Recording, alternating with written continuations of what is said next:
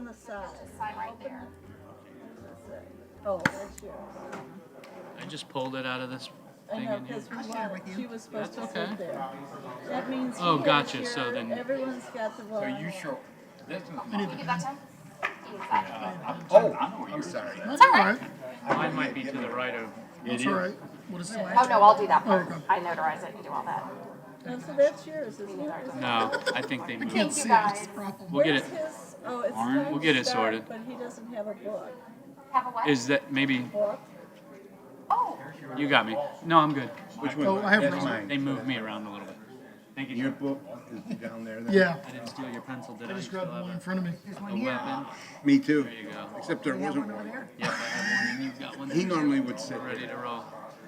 but our new chairman, Sue, she's not here today. Oh, okay. So he's the vice chairman, so he's filling in. And I'm here and. Okay. Look here, buddy. Look. I'm sure it will all be just fine. I wasn't here last month, so You're doing this. and I'm glad to be here. You know, the second, if you miss 2 months in a row, they fine you $1,000. Okay, it's. We got a couple of links. Please blood. There you go. Call to order.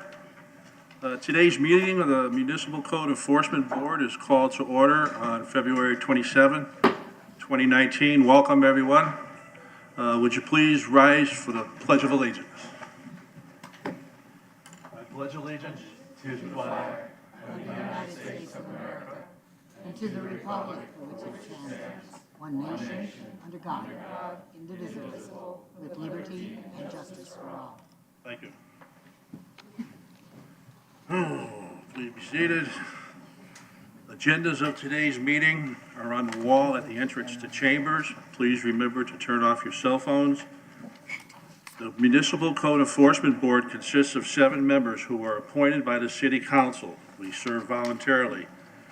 It is this board's intention to promote, protect, and improve the health, safety, and welfare of the citizens of Clearwater by providing this equitable, effective, and inexpensive method of enforcing certain codes within the city. The board considers new business items in 2 parts. First, the violation, and then the affirmative relief. Formal rules of evidence do not apply. Each side is limited to 15 minutes. The board may grant additional time. All proceedings will be conducted in a calm, civil manner. Individuals who conduct themselves otherwise will be asked to leave. If necessary, they will be escorted from the chambers. Now I ask all who plan to speak to please rise and be sworn in by the clerk. do you swear or affirm to tell the truth throughout your entire testimony? Okay. Got a new book here. Uh-oh. Approval of minutes. Board, may I have your Move to approve. Second. all in favor? Aye. Opposed? Moving on, citizens to be heard regarding items not on the agenda. This would be your moment to get up, speak about anything except for what's on today's agenda. Anything? I would like to say something. And it's proud I can do this almost year after year. I'm very proud of the city of Clearwater for its beach being recognized as the #1 beach Oh, yes, in the nation. Again. again, Yeah, still. I mean, in the nation, maybe the world, I don't know. That might be pushing it, but I just think that's awesome. Okay, new business items, 4.1, case 15-19. Find respondents Barbara Barber, excuse me, at 1430 South Madison Avenue in violation of code for exterior surfaces and issue an order with the compliance deadline and fine if compliance is not met. Is Barbara here? Barbara, come on down, please.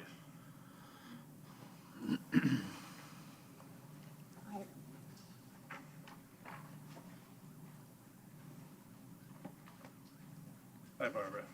I'm not Barbara. I'm Valerie Washington. I'm her daughter, and this is my daughter, Kayla. My mom is going to be 80 on Saturday, and was unable to come. So I have a letter that was notarized. Okay, what was your first name? Valerie Washington. Valerie, Valerie, we need your address, just for the record. Address? My address is 400 Fairwood Avenue, apartment 113, Clearwater, Florida, 33759. Okay, thank you. And Valerie, for your mom, do you admit or deny the charge? I know the house needs to be painted, so I guess I admit. You admit, okay. Valerie, listen, just have a seat in the front row. We're gonna hear what the city has to say, Okay. and then we're gonna bring you back up, and I need a motion on the first amendment. Board, I move to find the respondent in violation of the City of Clearwater Code as referred to in the affidavit in this case. Second. all in favor? Aye. Opposed? And this is Inspector Fletcher.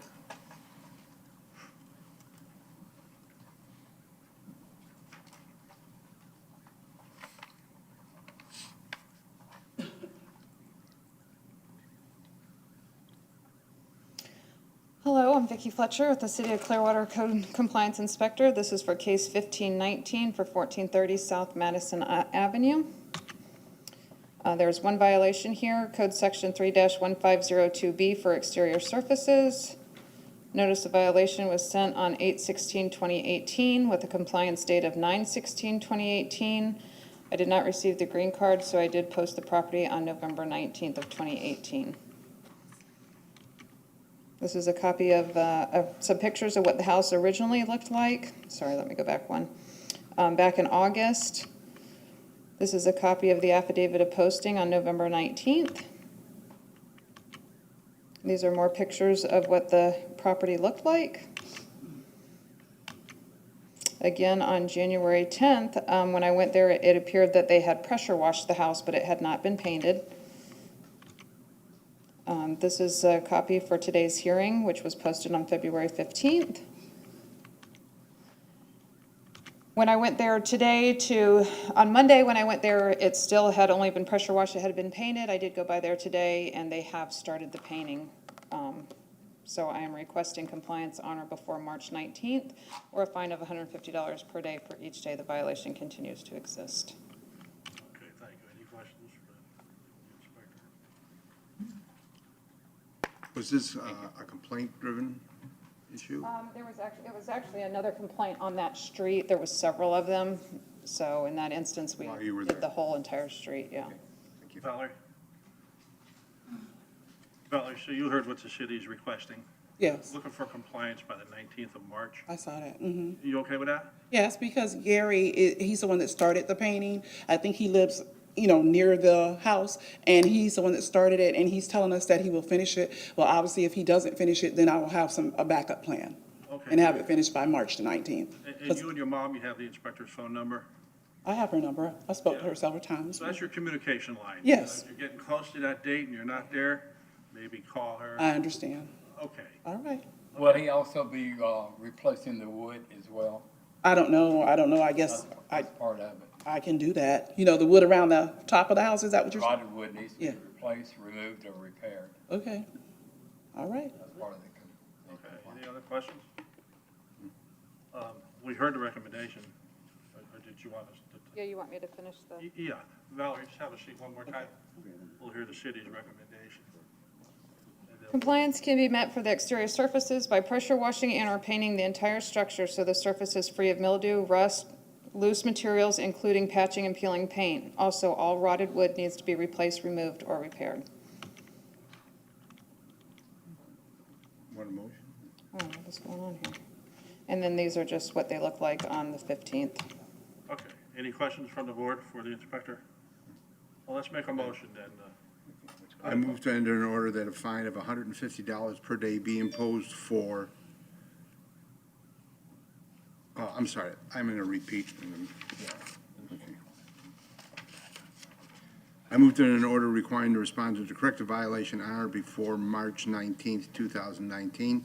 If the respondent does not comply within the time specified, the board may order a fine of $150 per day per violation for each day the violation continues to exist. After 3 months from the recordation date of such lien, if the fines and fees remain unpaid, the city attorney's office is authorized to foreclose, collect, or settle such lien using any legal or equitable remedies available under the law. Second. All in favor? Aye. Opposed? Okay, Valerie, you understand? So you have to the 19th of March to comply, Yes, and if you have any problems, I would. I will, I'll call her. Okay, very good. Good luck to you. Thank you. Good luck, Thank Valerie. you. Thank you, Valerie. 4.2, case 16-19, Deanna Hicks and LaWanda Griffin at 1151 Woodlawn Street in violation of code for exterior surfaces, and issue an order with compliance deadline and fine if compliance is not met. Are they here? It's Dion Hicks. Oh, I'm sorry. I tried my best, but sorry. And would you tell us your name Dion Hicks. and your address? My address, 401 Rosary Road Northeast, Okay. Largo. Okay. And do you admit or deny the charge? I guess admit. Okay. Okay. If you'd have a seat in the front row, this is our procedure, and we'll give you a chance to speak. So this is Inspector Fletcher. Vicki Fletcher with the city. Hold on, wait a minute. I need that motion. First. First motion. Yes, I move to find the respondent in violation of the City of Clearwater Code as referred to in the affidavit in this case. Second. All in favor? Opposed? Okay, Inspector. Vicki Fletcher with the City of Clearwater, Code Compliance Inspector. This is for 1151 Woodlawn Street, case number 16-19. There's one violation here for exterior surfaces, Code Section 3-1502B. Notice of violation was sent on 10/25/2018 with a compliance date of 11/22/2018, and the certified mail was received on 11/1/2018. These pictures were taken back in October. You can see the rotted wood, the mildew, the peeling paint in the front of the house. There was actually several violations at the time, which is what this picture is just showing the whole property. All the violations were taken care of except for the exterior surfaces. And that's just showing you the address at 1151. Again, on November 26th, it was still in violation. Again, on January 10th, it was still in violation.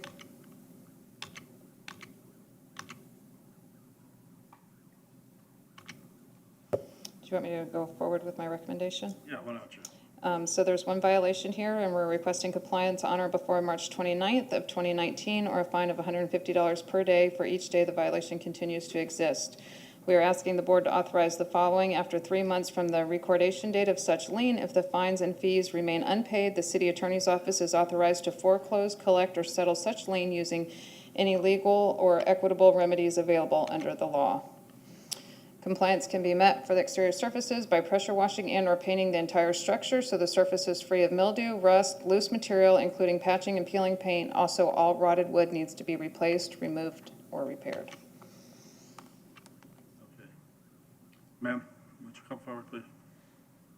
So you heard what the city is requesting. Are you okay with that deadline? It's going to take longer than that. We actually just took over of the property. My grandmother was living there. My father left it to my sister and I in the will when he passed away 6 years ago. She just left a year ago because she's in a nursing home now. We thought she was going to come back. As far as the wood, the roof has to be done, so that whole thing has to be done, so it's going to take us longer. The termites, so we got to get it tinted, which we're trying to get done within the next couple of weeks. But as far as the roof, that's going to take us a little bit of time to do. How much time? A couple of months. I'm trying to move in June myself, so I'm hoping and praying that we can have everything done. I work night shift, so when I'm calling Miss Fletcher and she's calling me back, I'm asleep. I'm not up 8 to 4. You know, I personally have no problem working with you because I commend you for the. And I've been up since 4 o'clock yesterday, so. Oh, boy. How about, so you're. I'm trying to myself personally to move into the home by June of this year. So my sister and I are working on getting someone. We got a couple of people. We're just trying to find the best option because we both have our own separate places that we live at now. So we're paying bills there and trying to get the home ready for me to move into. So the city is giving you 30 days. If we gave you another 30 days, that'd be. We at least have it tinted and hopefully started on the roof, yes. Board, does that sound? Yeah. 60 days? Yeah. Okay, we heard the city's recommendation. April Want 29th. we make a motion? Yeah. Be April 29th, right? I move to enter order requiring the respondent to correct the violations on or before April 29th. Right. Okay. If the respondent does not comply within the time specified, the board may order a fine of $150 per day per violation for each day each violation continues to exist. After 3 months from the recorded action date of such lien, if the fines and fees remain unpaid, the city attorney's office is authorized to foreclose, collect, or settle such lien using any legal or equitable remedies available under the law. Second. All in favor? Aye. Opposed? So that's carried. Good luck to you. Thank you. And I heard you say you do have her phone number. Yes, I do. I leave messages, but like I said, I probably have to get my sister to do it because she does work during the daytime. Okay. Well, good luck. All right, thank you. You're welcome. 4.3, case 17-19, find respondents R.E. Metz Properties at 1616 Gulf to Bay Boulevard in violation of code for temporary signs, and issue an order with the compliance deadline and fine if compliance is not met. Is R.E. Metz here? Is this a declaration? It's not. So I'll take a first motion from the board, please. I move to find the respondent in violation of the City of Clearwater Code as referred to in the affidavit in this case. Second. All in favor? Aye. Opposed? Inspector Knight. Hello, Board. Daniel Knight, Sign Inspector with the city. Today I'll be presenting case 17-19 for 1616 Gulf to Bay Boulevard for temporary sidewalk sign violation. The city is asking compliance on or before March 27th of 2019 or a fine of $150 per day for each day the violation continues to exist. We are asking the board to authorize the following. After 3 months of the recordation date of such lien, if the fines and fees remain unpaid, the city's attorney's office is authorized to foreclose, collect, settle such lien using any legal or equitable remedies available under the law. Compliance can be met for temporary sidewalk signs by removing the sidewalk sign from the property until a sidewalk sign permit can be obtained and that all the criteria and limitations presented in Table 3-1806-1A can be followed on a regular basis. I had brought this property in front of the board a year or so ago for other signage violations, but if underneath their freestanding sign it says CBD, that is the sidewalk sign that is in violation. There is no permit for it. It does look like it would be an allowable design, but also under Table 3-1806-1A, that sidewalk sign would need to be out in front of their business unit no further than 2 feet. It can't be out underneath that freestanding sign. It needs to be over by their business unit. This was on 12/17. The reason why this case took a little bit longer than expected was because, as you can see in this picture, they did decide to erect some feather signs. So I cited them for that. Just in case that didn't come into compliance, I wanted to bring both cases forward at the same time. But the feather signs did come into compliance. They've been taken down. But if you look behind it, you can still see that sidewalk sign is still there on December 17th. And then this was on January 7th. And then again, February 23rd. So I've spoken to the business owner. I've handed him the sidewalk sign application. He knows it's in violation. I have not spoke to the property owner. The mail gets returned, so I have to post the property with the affidavits. The CBD sign is the sign that's in violation? That's the one we are talking about today. Yes, sir. What if he mounted that up on his pole? No, unfortunately not. That'd be too easy. Yeah, he's already got fines accruing for permits erected, signs erected without permits. Did they read your palm while you were there? Yeah, well. So this is another sign, Daniel, that he doesn't have a permit for. Correct. Plus, yeah. What does he say? The business owner told me that he would get one, but it's been months and he hasn't, so.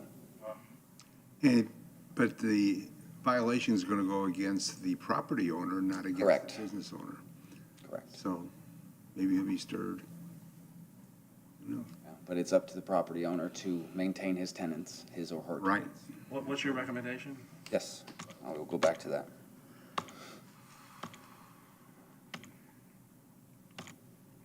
We are asking compliance on or before March 25th of 2019, or a fine of $150 per day that the violation You could. mean March 27th?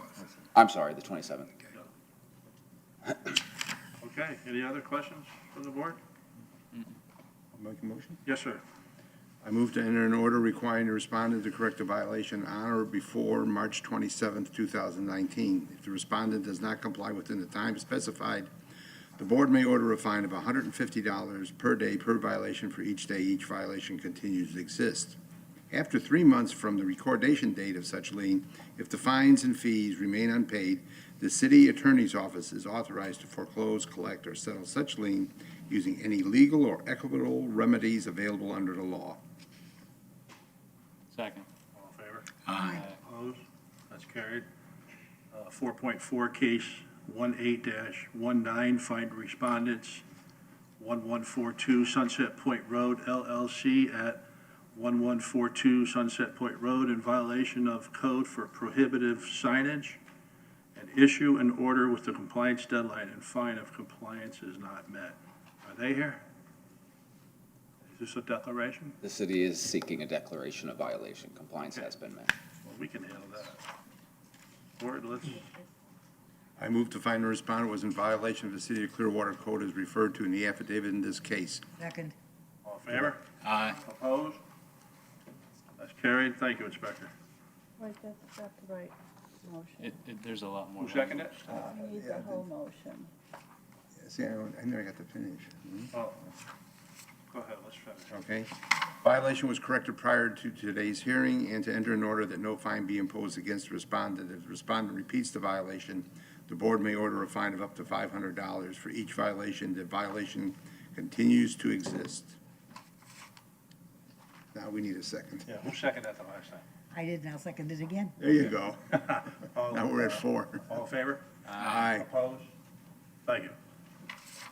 4.5, case 19-19, find respondents Veronica Zerman at 1943 Overbrook Avenue in repeat violation of code for parking lot surfaces, exterior surfaces, and clean roof, and issue an order with the compliance deadline and fine if compliance is not met.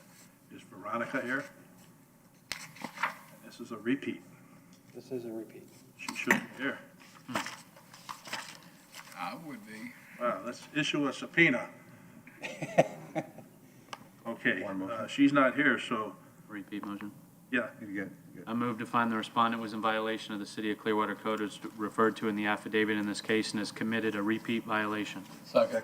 all in favor? Aye. Opposed? That's carried, and Inspector Jewett. Good afternoon, Inspector Jewett with 1943 Overbrook Avenue.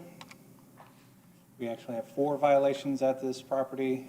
Code section 3-1502B for exterior surfaces, 1502C3 for windows and door maintenance, 3-1502D3 for roof maintenance, and K4 and 1403A for parking lot and driveway surfaces. Definition of a repeat violation means that a violation of a provision of a code by a person who has been previously found through a code enforcement board or any other quasi-judicial or judicial process to have violated or who has admitted violating the same provisions within 5 years prior to the violation, notwithstanding the violations occur at different locations. On 9/26 of last year, case 120-18 for the property at 301 North Madison was brought before this board by myself. The property owner, Veronica Zerman, was found in violation of the code sections, the same code sections that I'm presenting to today, along with some additionals. The property at 1943 Overbrook has the same owner and the same violations that exist at this location. The violations are now considered to be repeat and are subject to immediate fines. Just for a refresher, this is what the home that I brought in September of 2018, and this is what it looks like today. For 1943 Overbrook, the notice of violation was sent on the 4th, and the property was posted with a request for hearing on the 9th of January. On the 4th, This is the property at 1943 Overbrook. You can see the deterioration on the walls, underneath the windows. The driveway is in disrepair. Again, nice close-up of the windows. At the doorway, the archway you can see is just kind of being held on by those two posts. The wood underneath as you walk up to the door is completely rotted. The awnings are a mess. This is to the side of the yard. Going back, I did not walk the entire properties, even though there's nobody living there currently. The water was shut off last year in February. I did not walk the entire property. I didn't have permission to. Again, just more of the front of the property. This is my posting on the 9th for the property. You see, nothing has changed from there. On the 29th, I went back. Nothing has changed. On the 4th of February, my postings are still there. On the 12th of February, my postings are still there. The 15th, they were taken down, and then I posted the property on the 15th. I went back to the property on the 19th. Nothing has changed since. And then on the 25th. And the utilities are cut off. The water was shut off in February of last year. You know, it's been abandoned. Nobody's going to get into it. Not from what I can tell. A couple of the neighbors I've asked, they said they've never seen anybody there for since. I have a question. Yes, sir. So this property came into, but they also own another piece of property and have decided for these same violations. Right. Okay. But did that property ever, the first property ever come into compliance? No, based on the photographs? first two photos I actually showed.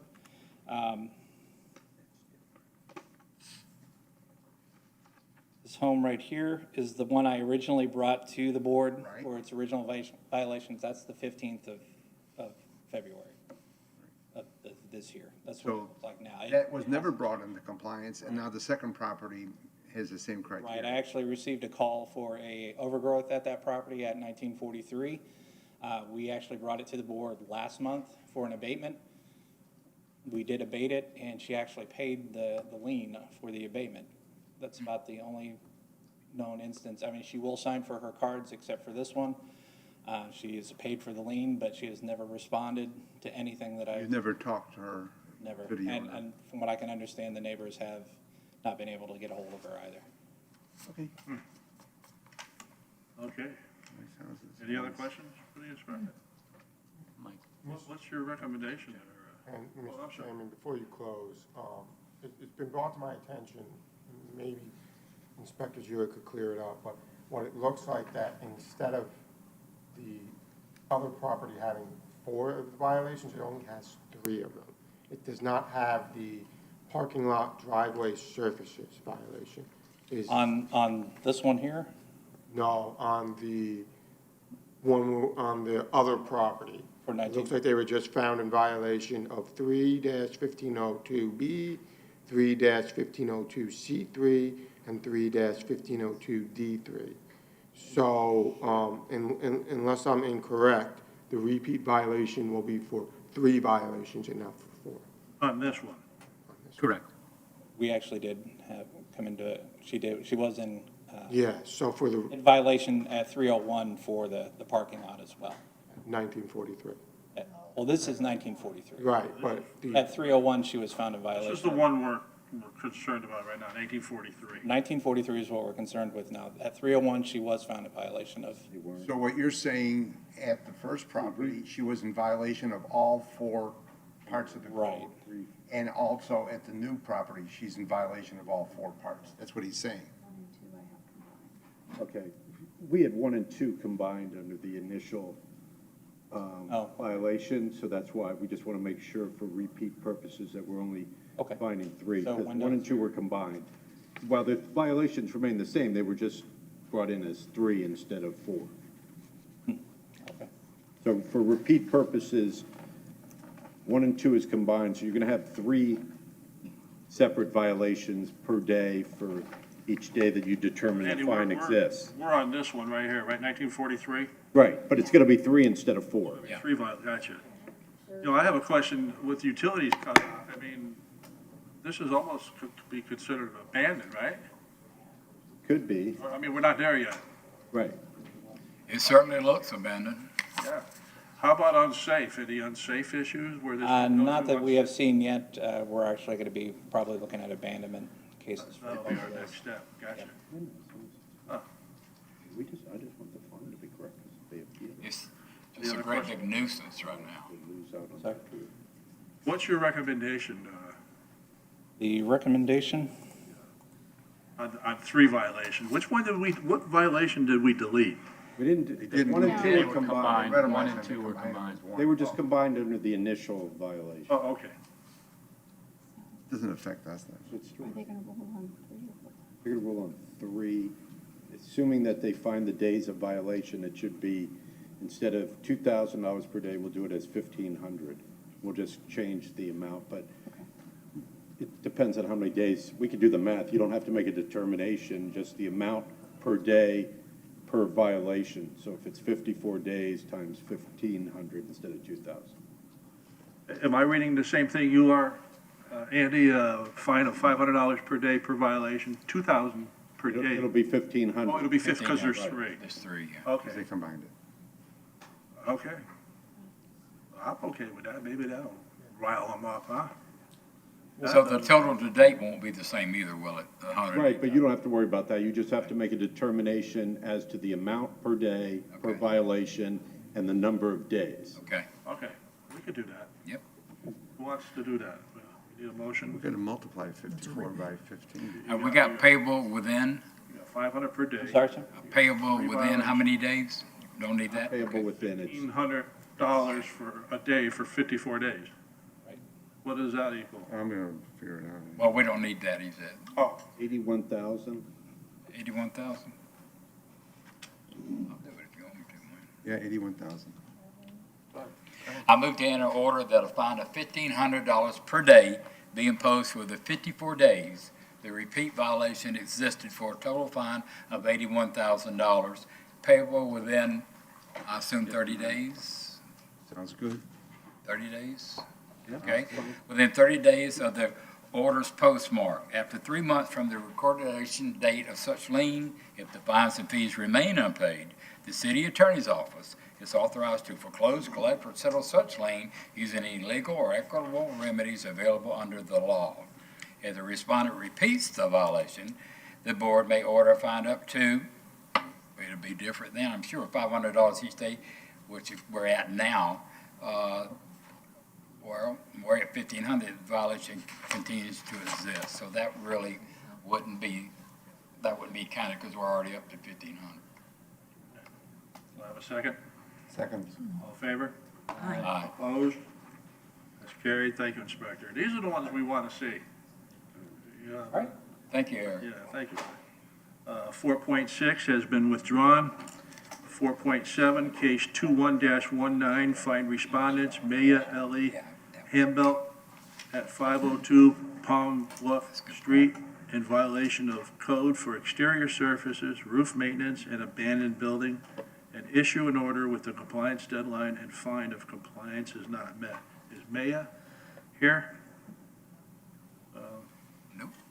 No, is this a declaration? No, sir. So we could do a first on the admit. I move to find the respondent in violation of the City of Clearwater Code as referred to in the affidavit in this case. Second. All in favor? Aye. Opposed? Okay, Inspector. Inspector Greg Dixon with City of Clearwater, Code Compliance. This is case 21-19. The recommendations for this case, there's 3 violations for roof maintenance, exterior surfaces, and abandoned building. Request compliance on or before March 27th, 2019, or a fine of $150 per day per violation if compliance is not met. And after 3 months from the recordation date of such lien, if the fines and fees remain unpaid, the city's attorney's office is authorized to foreclose, collect, or settle such liens using any legal or equitable remedies available under the law.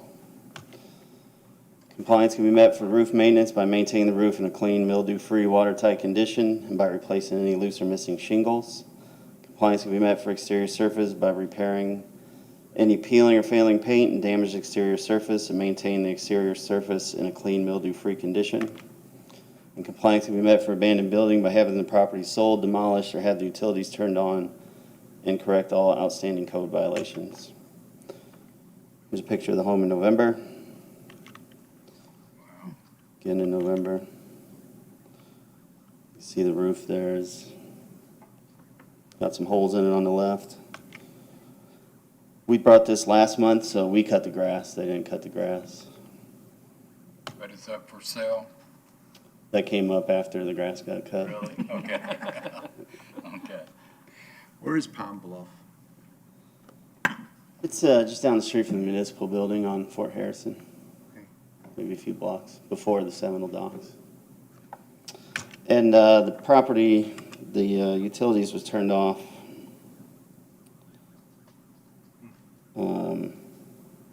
2 years ago, like 2016 was when it was turned off. That's it. Any questions? No communications from the owners? I did find a phone number for her, and I contacted her, and she said she only had money to pay the mortgage and the taxes, and she didn't have any funds to make any repairs to the home. Any other questions from the board? Well, we go ahead and make a motion. Did we do the first motion on this? Yes. We did. Second motion. I move to find the respondent in violation of the City of Clearwater Code as referred to in the affidavit in this case. Got to read the rest of it. I know, I'm getting to it. I move to enter an order requiring the respondent to correct the violations on or before, and that date was March 27th, Right. 2019. If the respondent does not comply within the time specified, the board may order a fine of $150 per day per violation for each day each violation continues to exist. After 3 months from the recordation date of such lien, if the fines and fees remain unpaid, the city's attorney's office is authorized to foreclose, collect, or settle such lien using any legal or equitable remedies available under the law. Second. All in favor? Opposed? Thank you, Inspector. 4.8, case 26-19, fined respondents, 902 Turner Street Land Trust, Kasuchi Gene Trust at 904.5 Turner Street in violation of code for unsafe building, and issue an order with the compliance deadline. Are they here? Nobody wants to come today. What's going on? They know it's gonna rain. They're home watching that Cohen thing. That's right. That's what they're doing. So, is this a declaration? No, it's not. So we need a first on the admit. I move to find the respondent in violation of the City of Clearwater Code as referred to in the affidavit in this case. Second. All in favor? Aye. Opposed? Inspector Cantrell. Good afternoon, Jason Cantrell, Building Inspector, presenting case 2619 for the property at 904.5 Turner Street. Here we have one violation for an unsafe structure, citing section 3-1502A for property maintenance requirements, 3-1503B2 for public nuisance, and section 47.161 for unsafe buildings and systems. Notice of violation was sent on 3/2/2017, 6/30/2017, 2/7/2018, 3/23/2018, all by my predecessor, the previous inspector, and then on 12/3/2018 by myself. Compliance dates were from the date of receipt of each notice, 7 days to obtain a permit, subsequently 20 days to complete the work. Affidavits of posting were done on 2/9/2018 by the previous inspector and on January 7th of this year by myself. A building permit was completed in May 2018 for a sewer cut and cap that was ahead of demolition. And then the building permit for demolition was applied for. However, it was not obtained as revisions are still needed on that permit. This property, as you can see, is between South MLK and Prospect, and then Turner on the south and Chestnut on the north. Is this the house that's in the back? This is. This It is, but it's probably not the one you're thinking of. I did bring another one on Turner Street that was also in the back. This one was a structure fire back on January 31st, 2017. This is the photo from the previous inspector. On 6/20/2018, this is my photo. You can see the damage from the fire itself. You have electrical wires hanging down on the right side. Again, on 6/20, you can see parts of the roof are missing, have been burned away. The siding has been burned away. There's a lot of structural damage. The doors are open for anybody to go into, and then the deck also does not have any railings up top. And that's a view of the inside of the home. The whole home is burned out. Again, on October 8th, 2018, no change in the condition and no action at this point on the permit. Again, January 8th, 2019, it's no action on the building itself. There's a lot more overgrowth now. And that same day, there's my affidavit of posting. And I'll let you deliberate. Has a permit ever been applied for? Yes, the permit was completed for the sewer cut and cap, and the demo permit is applied for. The demo is? Okay. It is. However, the owner did contact me this week, and he said he's going through foreclosure process, and he has no interest in the property at this point. Yeah, okay. So what's your recommendation? For compliance to be met for the unsafe structure, repair or replace any areas where deterioration or damage exists to meet current Florida building codes. Complete demolition of the structure is also an option for compliance, and all work must be properly permitted. And we are requesting compliance on or before March 27th, 2019, or we are asking the board to authorize the city of Clearwater to enter onto the property to correct the violations by any means necessary and any reasonable cost to be applied as liens against the property. After 3 months from the recordation date of such lien, if the fines and fees remain unpaid, the city attorney's office is authorized to foreclose, collect, or settle such lien using any legal or equitable remedies available under the law. Could you go back to the first screen you showed? That one there? No, to me, okay. So I'm confused. And I'm confused with how the city is approaching this. First of all, you don't put that verbiage out. You're guided to put out what you have there. I understand that. The man has applied for a permit to cap the sewer, and that work was done. Also applied for a thing, and now he's basically told you, when you can't go by that, I understand that he has no interest in the property. Why then are two options given to what can be done to rectify the problem when all the intention is for it to be destroyed? Well, just one thing. All we need is one. You can't have two. You're conflicting. You're given a permit for the person to go ahead and cap off the sewer. You've issued a permit that needs to be rectified because there's errors on the permit to demolish, and yet you come back with, well, you can go ahead and fix it up.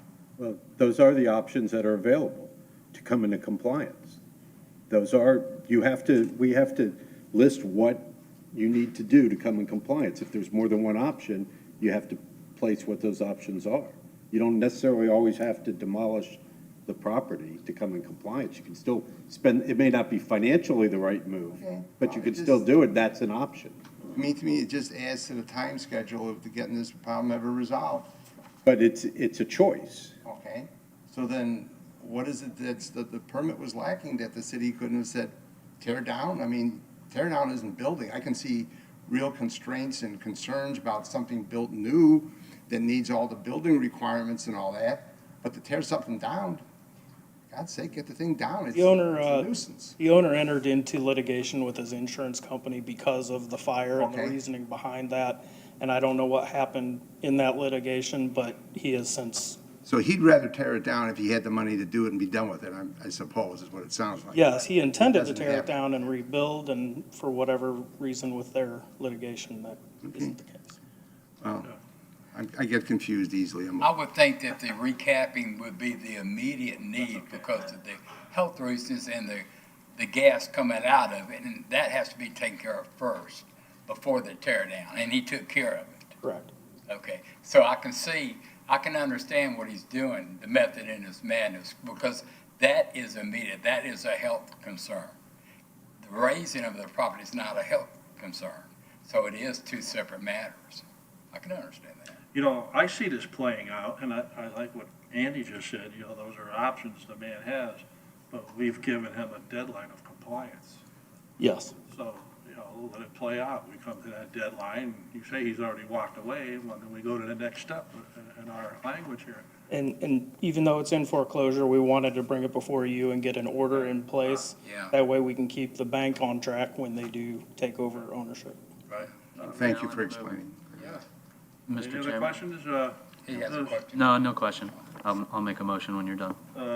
Did we hear your recommendation? You did. We did. March 27th. March Okay. 27th. So, yeah, make up, go ahead. I move to enter an order requiring the respondent to correct the violations on or before March 27th, 2019.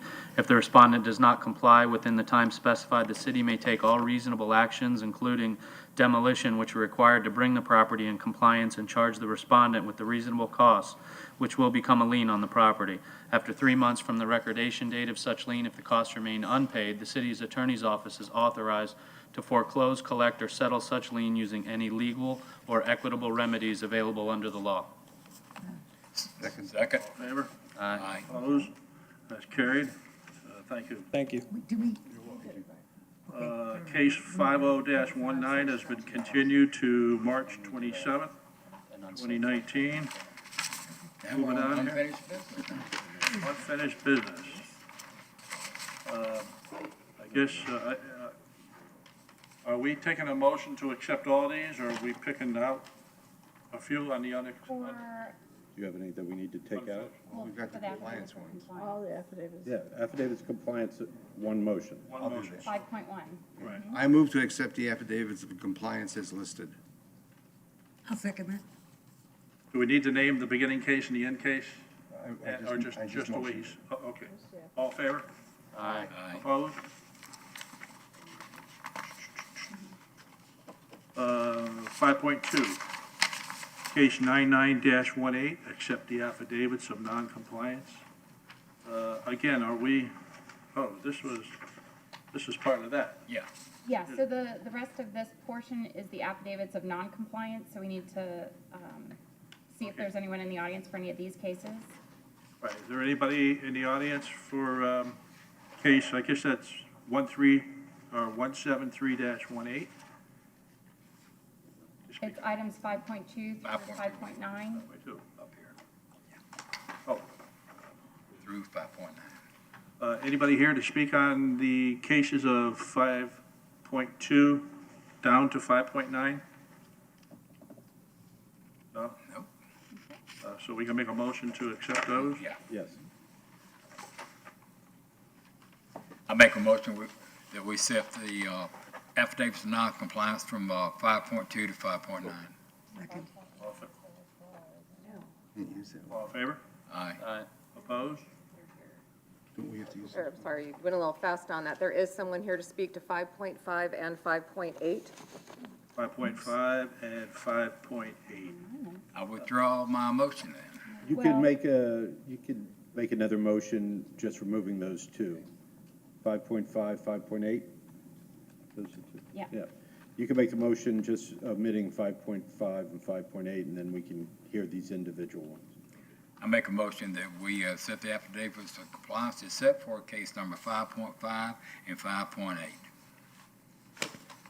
Second. All in favor? Aye. Opposed?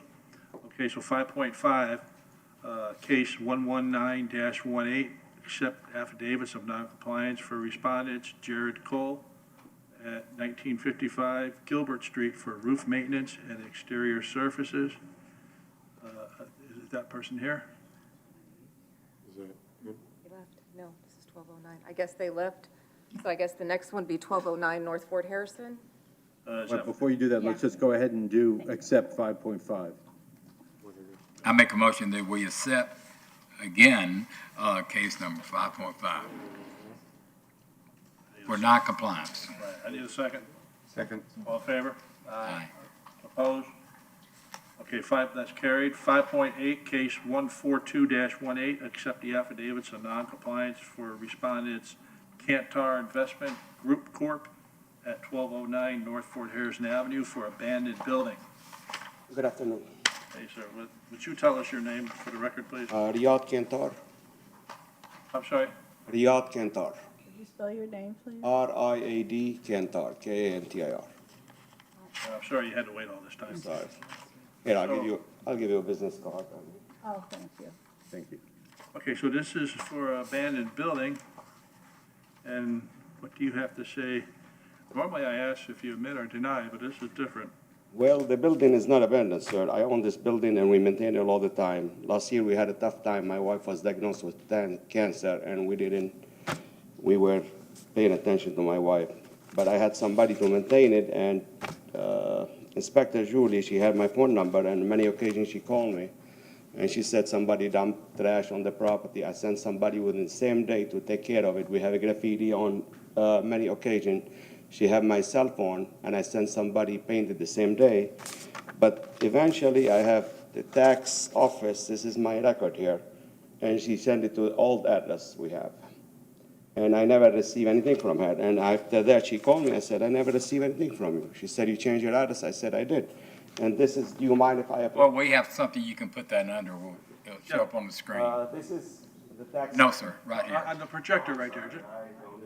No, that's okay. No. To your, That's okay. Use it, I'm sorry. we're gonna help. That's something I would do. Don't laugh at me now. You're good. This is the tax record, show as of January, and this is a letter I received from Inspector Phillips as of January 17, I guess. Yeah, and it shows she sent it to the wrong address. I never received any mail from her, I mean. And I told her when I said we changed the address, we moved to a different location. And she have my number. My number is on the building anyway, and the property is not abandoned. I have a lot of assets in the back of it. I have all my tool, all my stuff there, I mean. And I took picture actually of the property a couple days ago. Before I cut it, the property is not in bad shape, I mean. I maintain it very well. And this is before I Okay, cut turn it around. Just turn it around. Sorry. Yeah. 90 degrees. You're okay. This way, that way? No, same way, just twist it. Just Oh, twist. sorry. There you go. No, now it's upside One more down. time. Two more. There you go. You You got got it. it right. This is before the grass was cut, actually. You can see it is barely like 6-7 inches. And I have the picture after it was cut, actually. Lay that one down the same way as the previous. All right. There you go. There you go. All right. You got You it. You got see your it? own now. We had some problem, you know, the area is not that great over there, but it's getting better right now. And every time she called me, within probably a couple hours, I sent somebody to take care of the problem. One time there is they dump a lot of trash there, and I sent a couple people, they clean it within the same hour that she knew about it, I mean. So I don't know why she didn't call me or she sent the correct information, even it shows on the tax record, my correct address, she decided to send it to the wrong address, I mean. I never received anything by accident. I was there on Sunday. I mean, I had a couple people to come and clean the property, and we found the notice at the door. That's the only reason here. Otherwise, I won't be here today. I'm not above the law, sir. I have property. I own property, I mean, and I take care of them, I mean. Okay. Well, listen, why don't you just have a seat for a second? Mr. Chairman, may I inquire real quick? Of course, go ahead. Sir, are you saying you have the utilities turned on now? We don't have power on. So you don't have it on, okay. We don't use it. Have you sold the property? No, sir. I tried to And, develop it. You haven't demolished the property either? No, I had a couple people interested in renting the property, but the city, they denied them because they said they need the zoning change, and it cost them $40,000-$50,000. So my daughter, hopefully, she's second year in law school in Gainesville. I'm hoping to give her the property, and she will have a law office when she graduates next year. Thank you. Okay. Have a seat, sir, and we'll listen to the Inspector Phillips. You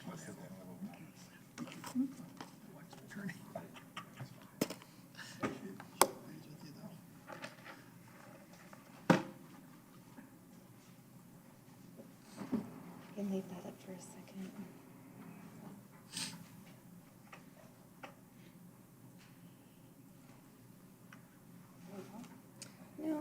think so. She'll edit.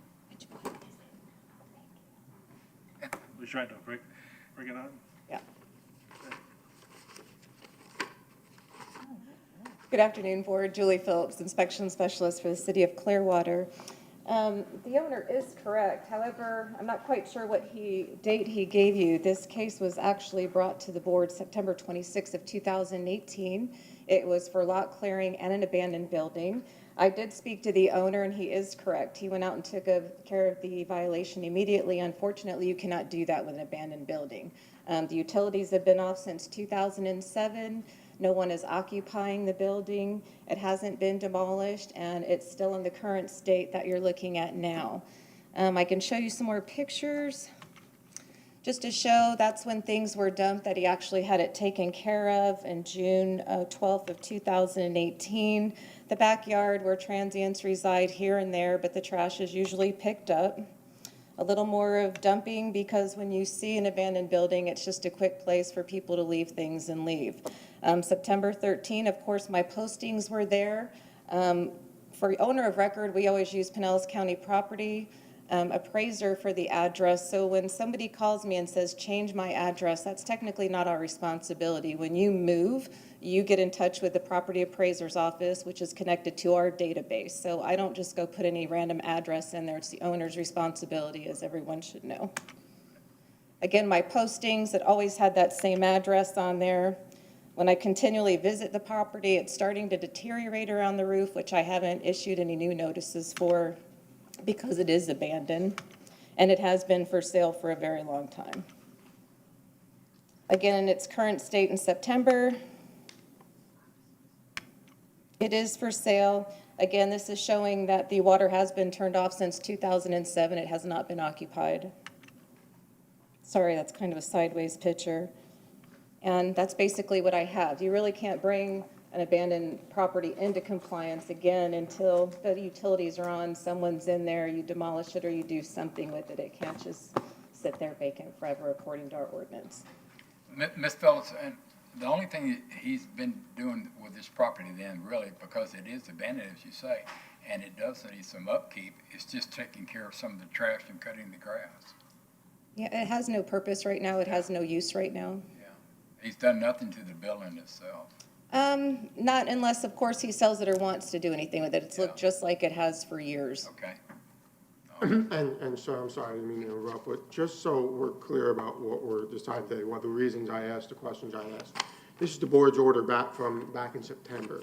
What the board ordered the violator to do to correct the violation was, and I quote, the respondent shall occupy the property and have the utilities turned on, 1, or sell the property, 2, or raise the property, replace that area with the sod, and maintain as a vacant parcel to comply with the sections of the code by the deadline of October 26, 2018. So the board essentially ordered 3 independent things, kind of to your point on the prior case about what we can do. He can turn the utilities on and go in, which he said he didn't do. He can sell it, which he said he hasn't done, or he can demolish, raise the property and replace it by the sod, which he also hasn't done. So I didn't mean to interrupt. I just kind of want to lay the framework so we frame the issues up about why the city thinks he's still in compliance. He's not in compliance. Thank you. Thank you. Hey, Mike, so the city's asking the board to accept the affidavits of noncompliance. That's right. Based on the fact that the compliance remedy that the board fashioned in its first order has not been met. Right. And the evidence of that is Ms. Phillips' testimony and frankly the respondent's admissions under cross-examination. Okay, very good. Can I approach you mentioned? Yes, of course. Ms. Phillips mentioned about the service. As of January 2019, I have my address changed with the county, and this is, I already provided you with a copy of it there. And this letter is dated on January 17, so I tell you she did not send it to the correct address. And yes, people dump stuff in it, but as soon as she called me, I sent somebody within a couple hours. I tried to lease this property on many occasions. The city declined it. I tried to do a lot of stuff in it when I'm gonna turn the power on for what? I mean, for no reason. I had somebody parking their truck over there and maintain it all the time. He had the power on. After a couple of years, the city said, you need to move your truck. Although, I mean, he didn't even, it's not a storage. He used to park it at night. So the city is not working with me. I'm trying to work with them. The property, I have many pictures. I took them on Sunday. It's very well kept. I mean, I don't know what else. Sir, when did you send your letter to the city informing them of your new address? You say you contacted them No, in sir, I January. changed it last year it was a rough year for us. My wife was diagnosed with breast cancer, and I didn't even work for almost a half year. I was with her all the time, but I had some people maintain the property, and when That's not what I'm asking you. She sent you the letter on January the 17th. You said that 17th. it's the wrong address. You Correct. said that you updated your address with the city in January. I but you didn't updated say with when. with the tax collector. Was it after the 17th? No, sir, that's before. This is as of What January date? 1st. What date? This is January 1st. The first is when you sent them your new address. Well, I changed it actually last year back in November or December. But they send you this one here, ad valorem, as of January 1st. The attorney knows about that. Okay. Okay, sir. But the law says, that's why they post the property also. So the property's posted, you're supposed to know what goes on in your property. If it's posted, that's assumed that you have knowledge because it's your property. Right. That's why it's done more than one way. Sir, I check on the property average twice a month. Well, you must have checked on it to be here. I was The property last year, we after my wife had her surgery, we went away for 3 months. Sir? The law requires you to know what goes on with your property, so that's why they post it and send it. Sir, here's the problem. They have routines, methods, and procedures that they are required to follow. Their database, as Ms. Phillips just spoke before, is the property appraiser, not the tax collector or anything, the property appraiser. How they get their database, we don't know. But that's what she has to do. She doesn't have that option. You can tell her, it doesn't matter.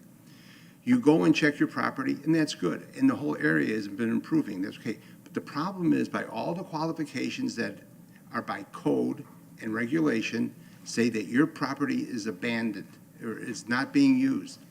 It's not being used. Okay, and and they have rules. How do you determine that? Well, there are no utilities. So if there are people there, there's typically utilities. I can't use it for anything, sir. Okay. And you said, why should you hook up the electricity or the water? Because there's nobody there to use it. You're confirming it. So the problem is you need to come in compliance. Now you know, for no other reason. We all know that you know, but we heard you being told. Not above the law, sir. Whatever. I understand it. complies- So your problem is, as you said, you own a lot of property. The problem with this property is, it's a problem. And you have to resolve that problem. You're the only person that can resolve that problem. What do you want me to resolve it? I will, The city will tell you what to do. I cut the grass all the time, every couple of weeks. No, what they told you to do is either use the property or tear it down. Well, And that property used to be a gas station, wasn't it? Correct. Let me guess, the tanks are still in the ground. Let me tell you one thing. I submitted a plan about 3 years ago to build a garage over there, and they kept it in the city hall for almost building apartment, almost a year. And after that, they told me they lost it, and they refunded me my check for $1,100 after almost 13 months. And I have 2 customers actually interested in leasing the property to open a garage, and they deny them. So I don't know what else to do. Well, you're going to have future problems with this present property because it's deteriorating, and that's going to be new. So I maintain it. Sir, here's the thing, we can't tell you what to do. All we can tell you is that we know you've got a problem. And so there are other people I out guess there. I have to tear it Perhaps down. we can give you better guidance, but we can't. Or you can sell it. I'm trying to sell it. Find me a buyer. Can't sell it. Not with the tanks in the ground. No, the tank are out, sir. They are out? Yeah, Oh, we good took for the you. tank, You're lucky. we comply with the sign, they asked me to remove the sign, and I did comply. Every time the city asks me for something, I do it. It's not like I'm above the law, They said the line doesn't comply with the current zoning, I took it out, The problem is you are facing costs, and there's no benefit for those costs. Well, the property I own is free and clear, so. We're trying to give As you I told you, my daughter, she have 1 year in law school. Hopefully, it looks like the area is getting better, Well, you've and got- hopefully we'll build a building for her, But a lot can happen in the next year. We're trying to give you options. And you say bring you a seller. That's what realtors are for. I am a realtor by myself, and I own I'm a insurance. former agent. realtor, I know how. I'm a real estate broker, I own insurance agency All right, let's too. make a motion. Let's, we have to accept this. City's asking us to accept the affidavit of noncompliance. Any other questions from the board, on that subject? Case 5.8, 5.8, case 142-18. I need a motion. We didn't include that in our acceptance.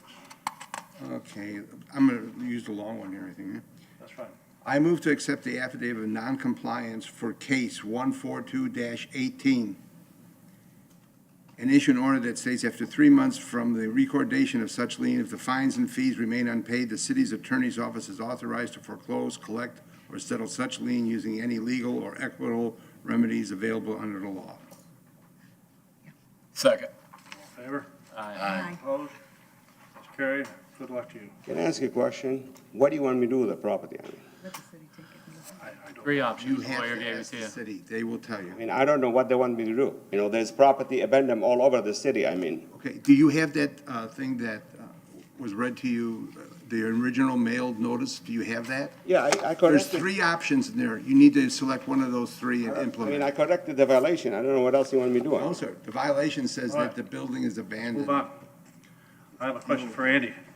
Andy, in the future, when we do bring people in this, in the affidavits of acceptance to come up and speak, we don't have any ammunition here other than what the inspector tells us. Well, you're making a decision whether to accept the affidavit of non-compliance or compliance based on the information that's presented before you. One of the things is that the inspector is saying in an affidavit that hasn't met what you ordered before.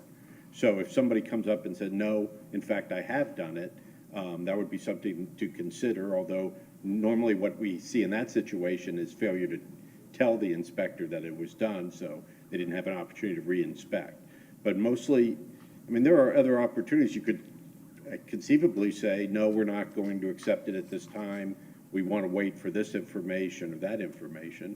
Or you made a decision like you did today that there were 3 options, they weren't met, and that you're going to accept the non-compliance. I mean, you're basically following through with your order. Right. So you've already made a decision on this case. Now you're just Can I- determining whether your decision has been met. Right. In the future, if there's cases like this before us and we don't have all the puzzle pieces, or we think we could postpone, we could.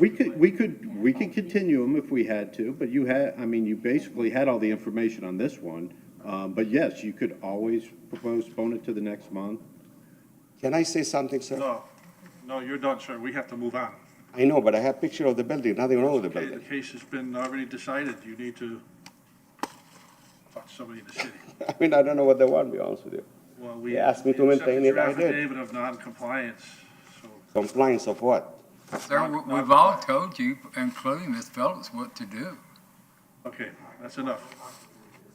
Sounds good. Thank you. Other board action, 6.1, Hang on a minute, Wayne. 6.1, Okay.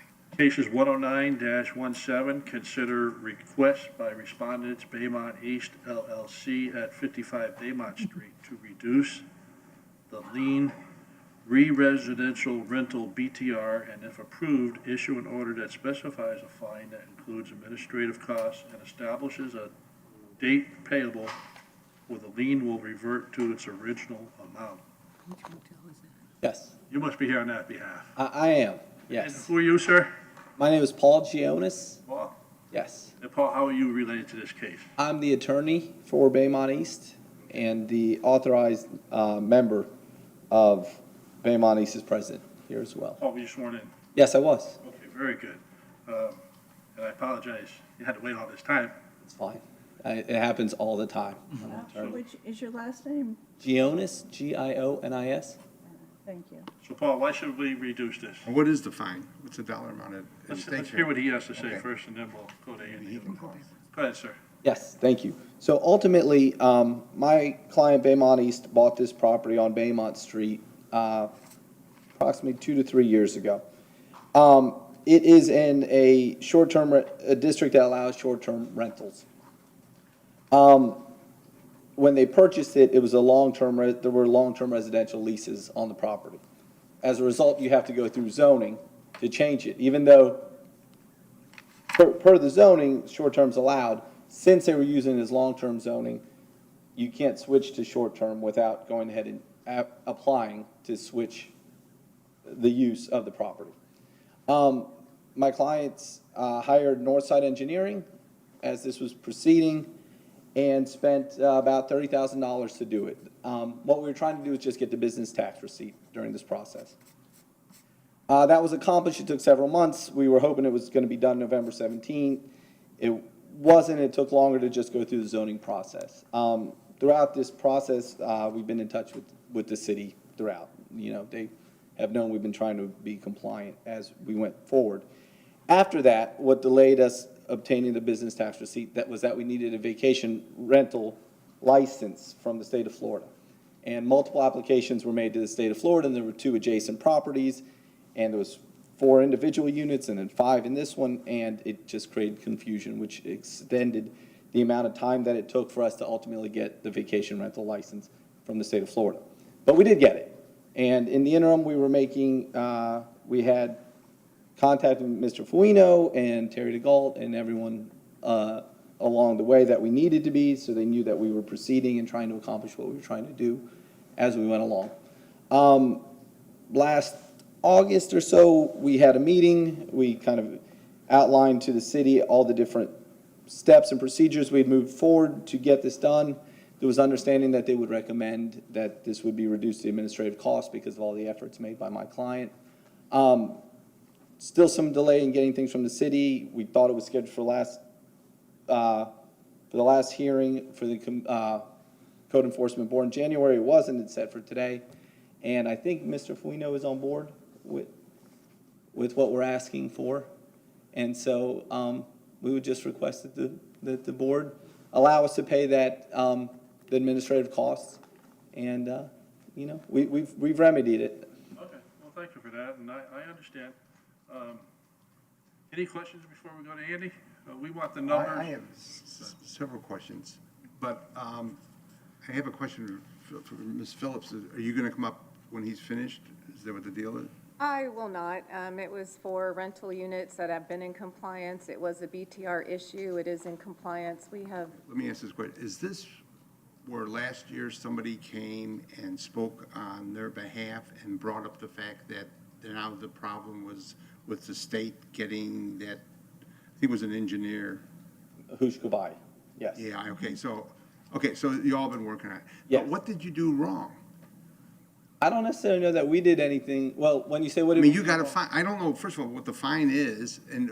Well, it was $150 a day for not having a business tax receipt. It's specific, and you can't get it unless. So they were renting short-term in a long-term. Right. Setup and going through the process at the same time of getting it corrected to short-term. Exactly correct. And we had to go through that process that even though these properties are in an area that's zoned short-term, yeah, just because they weren't that way previously, we had to make an application to have them changed. Got it. Thank you. Andy, what are the numbers? $66,000 is the fine. 66,000 even? Yes. The administrative cost from our side is $1,079.20. $1,079.20. Both, And the city is okay with that? it's both sides, $1,079.20. That's the total. And Mike, you're okay with that? And we have our. That's our total. Okay. Wow, that's a great reduction. I agree. And I really am very much appreciative of the city and all the help that they provided along the way. I mean, they've been very good to me from the start. It just has taken a long time. Okay. Well, I have no problem. Okay, well, here's my concern, okay? So the short-term rental is a sensitive issue, I think, for Clearwater Beach and especially that area. But that area, I mean, that's all it is short-term rental, all those places. And the condos, they have their own rules and all that. I don't see this as being a real violation in comparison to what we experienced in the residential areas. That's my opinion. It's not like he was advertising on a website like we've always gone through. Not the usual case, is it? No. And they were trying to, and through the bureaucracy between the city and the state, Let's I put it to understand rest. it. Yeah. Let's put it to rest. Let him go. Mr. Chairman, may I moved in an order reducing the amount of the lien for case number 109-17 to administrative costs of $1,079.20 payable within 30 days. It's in my trust account. We can pay it. Within 30 days of the lien will revert to its original amount. Second. Favor? Aye. Opposed? That's carried. Good job. All right, thank you very much. You're welcome. 6.2, case 111-17. Consider request by respondents Ibrahim Gohabriel at 1445 South Missouri Avenue to reduce the fine, reference exterior surfaces and abandoned building, and if approved, issue an order that specifies a fine that includes administrative costs and establishes a date payable where the lien will revert to its original amount. Hi. Hi. Would you tell us your name, sir? Ibrahim Gabriel, And your address of residence? 1445 South Missouri Avenue. Okay. And so you're here also, I read your letter. You're here also for a lien reduction. So why should we reduce your lien? This is large, big situation start when I received the letter about the violation. The same time when I received the letter, I have to go out of town for like 4 weeks. I told her, the lady saying her name is Christy, I think. And I told her when I have to leave, when I come back, I have to start to clean. When I came back, I meet her and we start to clean the property. I make like 2-3 appointments with my name is Ash Construction. First of all, we talked the Clearwater, what's the name? The board for Clearwater. Ibrahim, are you in compliance now? Sorry, I'm sorry. Are you in compliance? It says here, exterior surfaces and abandoned building. What is your name? My name is Ash Farid. I'm a general contractor. I was trying to help him with the matter. I'm sorry, would you spell your name, please? Last name is F like Frank, A-R-I-D. ID? D like David. Okay, and your first name is? Ash, A-S-H. Thank you. Sir, y'all came in late. Have you been sworn in? No. I didn't think so. Thank you. You're welcome. Sorry, if you'll just go ahead and raise your hand. Do you swear or affirm to tell the truth throughout your entire testimony? I do. Thank you. Thank you. You're welcome. Sorry about that, I should have asked you. But it says here, you're looking for a reducing your lien reduction here, and the reference is exterior surfaces and abandoned building. Is that still the same status, or has that been corrected? The violation, actually there was several violations. The violation that was started with Christian, the code enforcement officer, he was going out of country for, I think, 4 weeks or something, and I told him when I get back, I'll address the issue. When he came back, he met with her, and then she told him the violation, and she suggested that maybe it's best that he takes the building down. So he contacted me and said, this is the violation. I want you to handle this for me and let's take it down, which I have done that. We went ahead and we did the asbestos survey. We submitted the plans. We got the permit for the demolition, which the permit was issued by the end of the year, almost of 2017. Early 2017, there was a lot of people approaching as he was trying to sell the building, the city, to see what kind of use they can apply to the property. And the city is kind of denying everything. No car lot, no this, no that. So it was my idea, and I said, listen, Ibrahim, you're going to take the building down. All you're going to have is a piece of empty land that is just sitting there waiting for people to trash it, and you're going to be getting violation every other week to go clean the land. Besides, they have to pay the taxes, and you can't use it for anything. So why don't we just restore the building and see what needs to be done? We went and we met with the staff of the city of Clearwater. It was about 5-6 people, the staff, the fire, the engineer, and everybody else, the zoning. And we told them that we prefer to keep the building and just use it for whatever occupancy it has been approved for. We don't want to change no occupancy. We don't want to start from scratch. So they gave us a recommendation. They said hire a civil engineer to go ahead and give us a site plan that shows a dumpster, the parking lot, the landscape, and all the, et cetera, the stuff like that. We hired Pat Montiki, which she started right away on it, and she sent about 3-4 submittal to the city, proposal, let's put it this way, with what could be done, and they kept going back and forth on the buffer and the landscape and all that stuff. Meanwhile, we met with Terry at the code enforcement office a couple times, and he said, as long as you guys are in the progress of trying to deal with the situation, on the other hand, we spend money, about $4,000 or $5,000, clean the property, seal and stripe the parking lot, clean the outside, turn on the power, get everything ready to go ahead and get it rented out, or he was going to retire and just use it for a little miscellaneous shop. So Let me just hold you right there for 1 second. Okay, may I clarify? Of course, yes, go ahead. This affidavits of compliance for the 2 violations have been submitted. So this is a fixed lien of, I think, about $76,000. 70. Not to jump the gun, though. 73.8.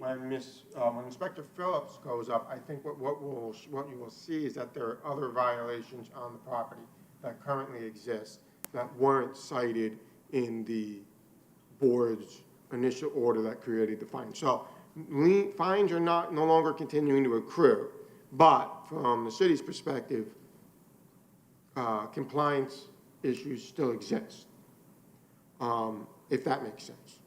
And we'll see that from there. May I inquire very briefly? Go ahead. Thank you. Sir, I know you have the property under contract, correct? Yes. Okay, and sales price is $245,000, is that correct? Okay. I looked at the public records and I didn't see any other liens, mortgages, or judgments against you, right? You own this property free and clear? Yes. Okay, so, but for the city's lien, you would walk away with almost $250,000 cash to you, correct? I'm sorry if you. If the city didn't have a lien on the property, all that money, that $245,000, less the closing costs, will go directly to you, right? Yes or no? I don't understand. The question for said the 243? You don't have any other mortgages, you don't have a mortgage on the property, right? I don't have the mortgage. Okay. You don't owe anyone any money. You don't owe anyone any money on this property. Property? No. Okay. So, basically what you want us to do is reduce down that $76,000 lien to a couple $1,000 so you can walk away with an additional $74,000? Yeah, but the problem, it's not my fault, because I don't know, they received the letter for $73,000 like a couple months ago. The situation started in end of 2017. And when I sat down with Terry, he said we stopped, we closed the case because already I start make different plan. Like I start already make a diminution. Already I start for this one. After that, okay, I said maybe we can use it for different. I don't know why the 73,000 take like long time. That should be to close the case since maybe after 1 month after we finish.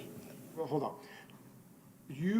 But this lien is not holding up the sale of your property, right? There's enough money in the sales contract that I have here to cover the full amount of the city's lien, correct? I pay more than that. When I pay Is that a yes or a no? Is there enough money in the sales contract to cover the city's lien? You could pay the full amount of that $76,000 and still close on this property. $67,000. $76,000 is the amount of the lien. The lien 73,000. 73.8. Excuse me. But you have enough money. There's enough money if the sale closes. why this is relevant anyway? I'm not talking to you. I'm asking him. Okay. If you close. I don't understand your question. If this is property, I pay more than $350,000, and I pay taxes almost like for 15 years. That's costed too much money, more than $500,000, and I don't use it for almost 15 years. Why? Now I drop the price, lien. I lose money, I lose almost half price for the property. but the city's lien is not holding up your sale. You agree with me on that, correct? You just want us to reduce the lien so you can get more money, right? No. I don't understand your question, because I don't know. Why do you want us to reduce the lien? So you can get more money? Because we were advised to go ahead and pursue. I'm not asking you, sir. Okay, I'm because this directing the inquiry is to too the much, it's not my fault. I don't know, the 73,000, that's too much. Because I start already, when I received the letter since 2006, I already work with the city. I meet the manager, I meet him like 3 times. I meet her like 2 times in the Clearwater. Every time he give me different option, and he told him he stopped the lien. He never tell me we have lien count every day. I never know. Okay. Excuse me, But can you to allow sell- me, please? What? We are following exactly what we were advised. When we met in the city of Clearwater, we met Terry. He said, you guys do what you need to do as for the process. And then all you have to do is apply for a lien reduction. And we were doing the process, and then we wanted to apply for a lien reduction at the same time that he got the contract. But really, excuse me if I say this, I think you're counting the money in his pocket, which that's irrelevant. Well, it we're trying- actually is. What we One are, of the factors that this board has to consider is whether or not the lien stops the sale of the property. That's in their procedural rules. So I'm asking you, and what I'm getting from him, and I'm not gonna put words in his mouth, is that there's enough money to cover the amount of the lien. The lien is $78,000. There's no other mortgages, and you are getting $250. it's not about enough or not. That's irrelevant. What's relevant here is if this lien is valid or not valid. How can you lien someone when he's in the process of rectifying the issue and you told him, don't worry about it, there is no problem, go ahead and get, and the meter is still ticking. And get, that's enough. Hold on. I'll tell you what's relevant here. I'm in charge. Sorry. That's okay. That's okay. And I apologize. No, that's okay. My question to the city, what was your motive that, besides the money was there to cover the fee, the lien? The fact that, as you'll see, is also not in compliance on various other. Yeah, that's the things I want to hear. Okay, I have a question. Hold on. Okay. Hold on. You know, why don't you guys have a seat, just cool down for a minute, and we'll hear what the city inspector has to say, okay? And then we'll make a decision accordingly. Can I ask a question, please? Of course, go ahead. I think you were trying to clarify that regardless of whatever action this board takes, it will not delay or impede the sale. That's correct. That's right. That's his interest. That's why he's asking the question. I can understand how you could understand it as you addressed it, like, what does that got to do with, you know, what are you looking at and so forth. I understand it, but that's not what he's trying to do. He just wants to make sure that this board does not do anything that impedes any sale or business arrangement that you have going. Okay? We're not trying to do that. Thank you. So what we want to know, I want to hear from the inspector. I want to know if this is still out of compliance. I want to hear what she has to say. Absolutely. Well, good afternoon, Board. Again, Julie Phillips, Inspection Specialist with the City of Clearwater. This case was previously Kristen Harris's case. It was opened back in April of 2017. The owner was sent a notice of violation for an abandoned building and for exterior surfaces. The case came before the board in July of 2017, and they were found in violation for exterior surfaces in abandoned building. The owner is correct. There is one time that I'm aware of in the inspector's notes, who keeps great notes, that he did come in August 2017 and met with Terry and Kristen and a couple others, and he asked what his options were regarding the building because it was an abandoned building. And at that time, he was referred to zoning to see what he could do for a use. He shared his plan with the building, and he said he was having a hard time getting a buyer because of the actual state that the building was in at that time, and that was 2017. Now we're in 2019. I personally contacted the owner because Nicole let me know this was coming to the board again, and he said he was coming to get a lien reduction. And I told him, since the inspector was gone and I'm the specialist, I usually put my eyes on it last, and we'll decide whether I say to you, yes, it's in violation, or no, it's not in violation. He stated he just wanted to come get a lien reduction, and I advised him that's not how it works. If you have a buyer and you would like to meet with our city attorney and get a stipulation agreement and go ahead and take on that burden and get 30, 60, or 90 days to bring it into compliance, then you would come back and ask for a lien reduction at that time, showing the property's in compliance. The city's not going to give a lien reduction when the property's still in violation. It just wouldn't make sense. So I think when Mr. Fuino is saying that, it's like, why would we go ahead and lessen $70,000 when you can spend a few and make your building presentable? I think it's that simple.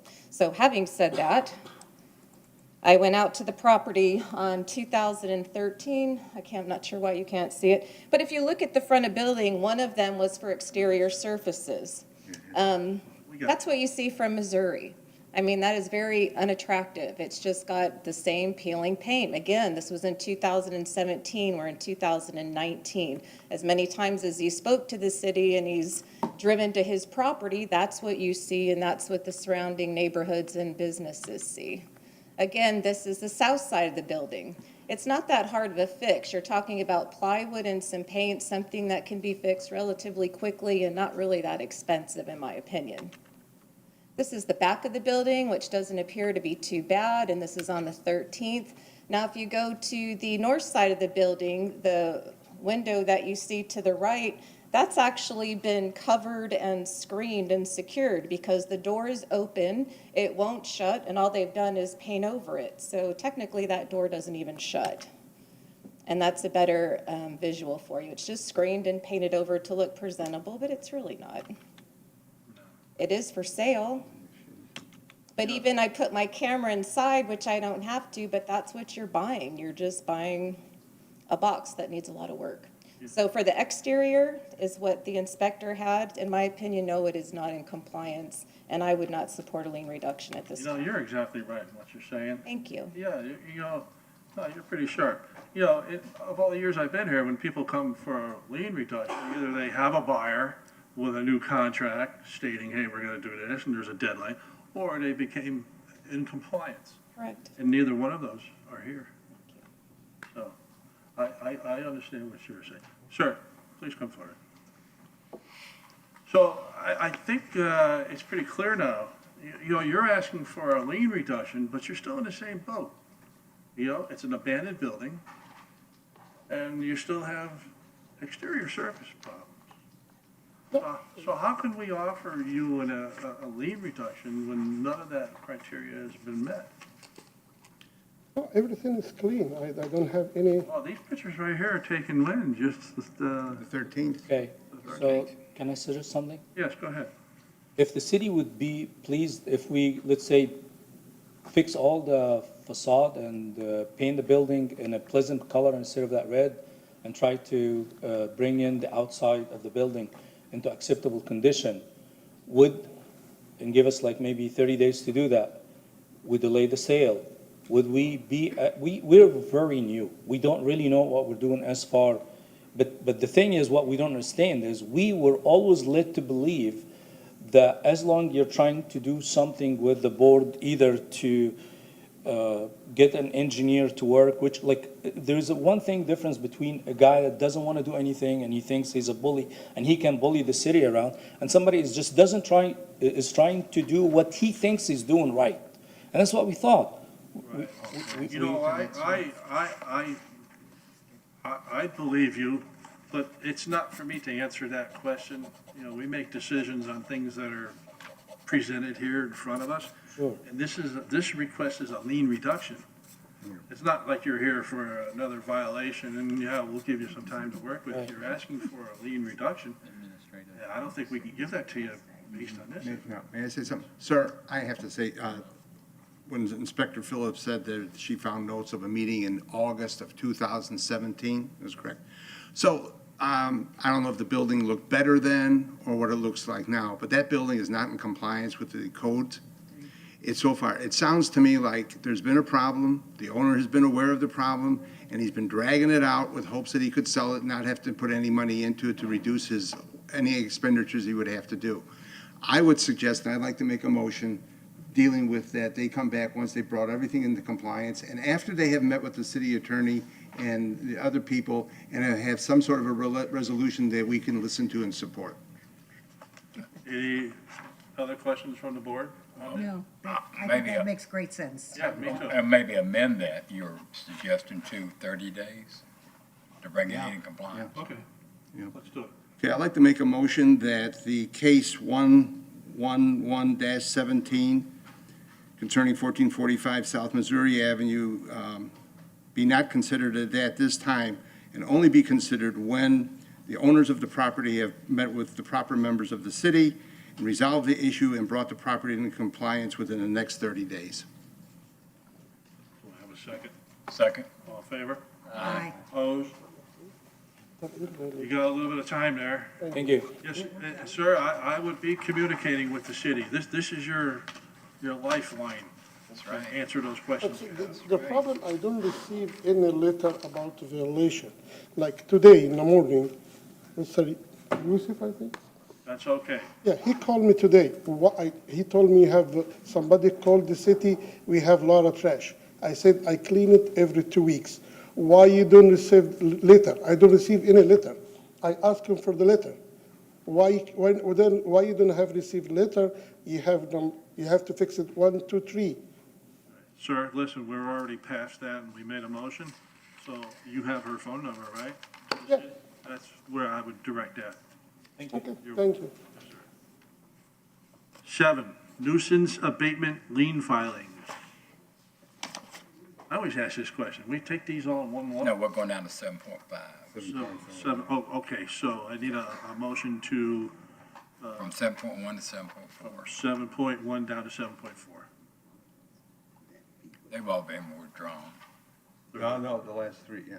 Okay, so 7.5, Yeah. case 27-19, accept the nuisance abatement lien for respondents Martin and Rhonda Sherman at 405 North Garden Avenue for lot clearing and issue an order with a compliance deadline and authorize the city to mitigate the violation if the compliance is not met.